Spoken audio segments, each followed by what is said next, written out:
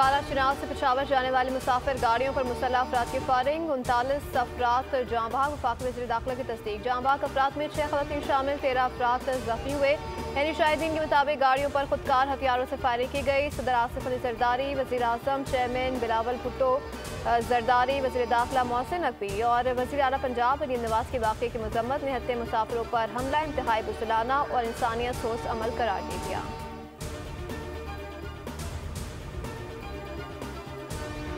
और वज़ीर आला अली अमीन गंडापुर का पारा चनार हमले में कीमती इंसानी जानों के ज़िया पर इज़हार अफसोस। लवाहिकीन के लिए माली इमदाद का ऐलान। कहा, बेगुनाह शहरों को निशाना बनाना इंतहाई अफसोसनाक है और काबिल मजम्मत है। कातिल कानून की गिरफ्त से बच नहीं सकते।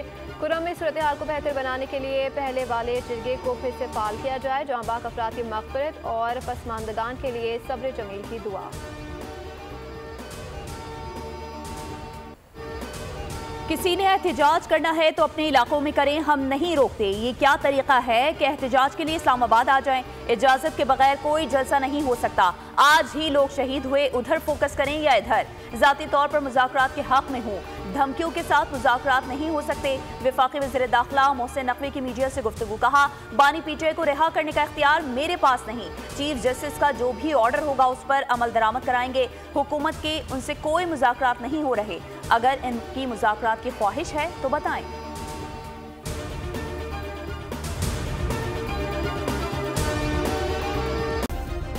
सब्सक्राइब करें और बेल दबाएं ताकि कोई खबर रह न जाए।